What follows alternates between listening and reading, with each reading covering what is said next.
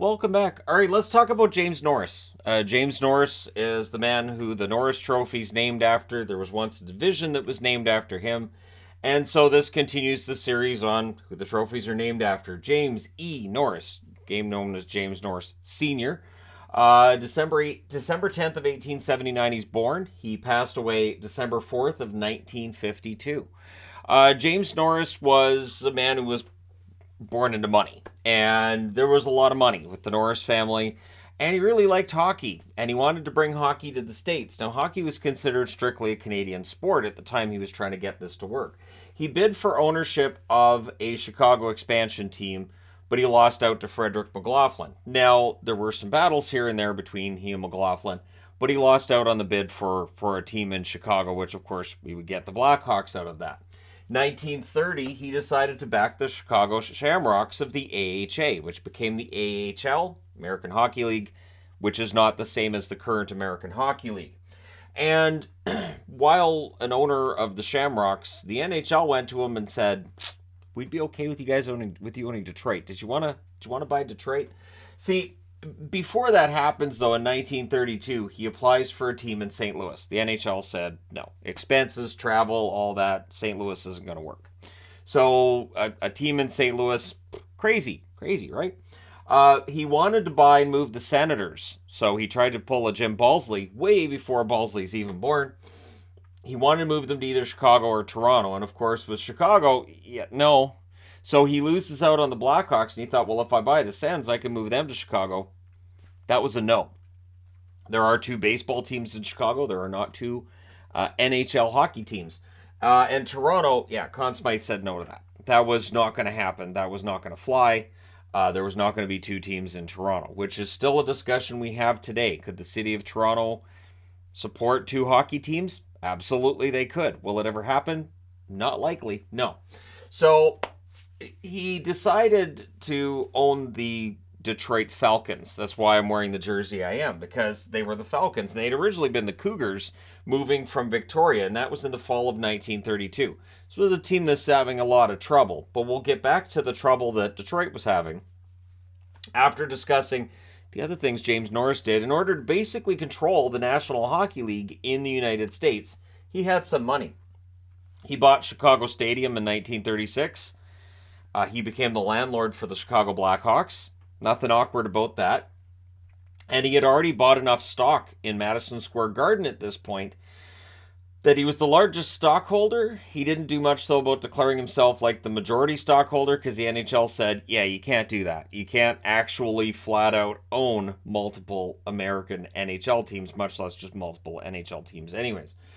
He also gave loans to the Bruins during the 1930s. The Bruins having some financial issues themselves, meaning they were in debt to James Norris. So James Norris had a piece of the Wings, the Hawks, the Bruins, and the Rangers. And for Norris, of course, him being the owner of the Detroit Red Wings, probably helped him a little bit that he had some kind of a stake with the other three American teams as well. Now, the Norris Trophy was named in his honor after his passing, and it started being awarded in 1954. He had passed in 1952. He would be elected into the Hall of Fame in 1958. Makes sense. He is the reason why you have hockey back then in the United States of America.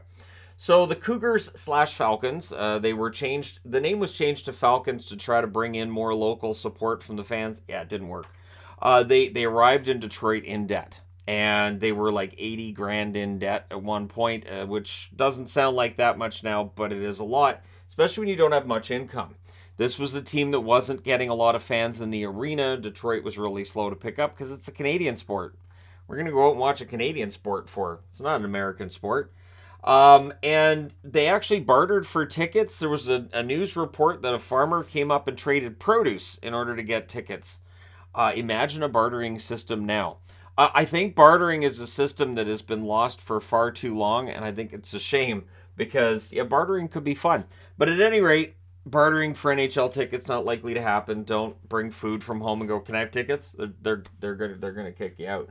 But Jack Adams, who was running the team and doing his best, absolutely doing his best, did not have a lot of money. In that he told reporters at one point, "Last week, a gang of kids near the stadium stole some of our sticks and if police hadn't recovered them, we'd be kicking pucks with our skates, meaning he didn't think they'd be able to cover the cost of said sticks if they hadn't recovered those sticks. And this was a problem. They were having trouble with paying everybody. They were having trouble with meeting payroll, to the point where Jack Adams himself used his own money to meet payroll. So yes, there will be a Jack Adams video as well, discussion on him, since there is an award in his name, and Jack Adams' name has been around National Hockey League circles since then. And so he really just kept the Detroit franchise afloat, whether they were the Cougars, whether they were the Falcons. Well, insert James Norris into the picture. Norris bought them for $100,000. He referred to that as pocket change. There's nothing to James Norris to pay that amount of money for a team. Nothing. And that's why he was able to spend money and have some kind of a stake in all of the American teams at that stage. So he changed the team's name to Red Wings a month later. The winged wheel he felt was a good symbol. In 1893, there was a team, there was a Wings team that had won a championship. He's like, yeah, we can tie into that kind of thing. And he felt it was more Detroit. That the Red Wings idea of the winged wheel was more of a Detroit symbol. Detroit was going through a lot of financial instability. Keep in mind, this is right during the Depression. So there's not a lot of money to go around. And the fact Norris has a bunch of money gives him a lot of power and a lot of say and a lot of sway in things. And changing the name to Red Wings definitely seems to have helped with the locals pretty quickly. Plus, with the amount of money he had and the amount of influence that he had, he was able to help build the Detroit Red Wings up. They were a team that barely made the playoffs before he got there and took over. After he took over and made them the Red Wings, they not only made the playoffs, but they ended up winning Stanley Cup championships as well, not too long after he took over. In the book, and I'm gonna hold this one up in case you're a Red Wings fan and you don't have it. In this book, they said he was the Mike Ilitch of the 1930s. I can't disagree. The one thing that I will say is I can't see Mike Ilitch having an ownership stake in 4 different teams. But yeah, this was really a story of a guy who came in. He had a bunch of money, but he used it wisely. We've seen owners come in. They have a lot of money, but they might spend it foolishly. They might run a team really poorly. He did it quite well. And he did it in a way that endeared him to Detroit fans. And again, if you win, the fans will come out. So this is that argument that we see with certain locations right now in the National Hockey League. Fans won't support it. Oh, look at this. This is terrible. What a poorly run organization. It starts with ownership and goes down from there. You get a good owner who knows what he's doing.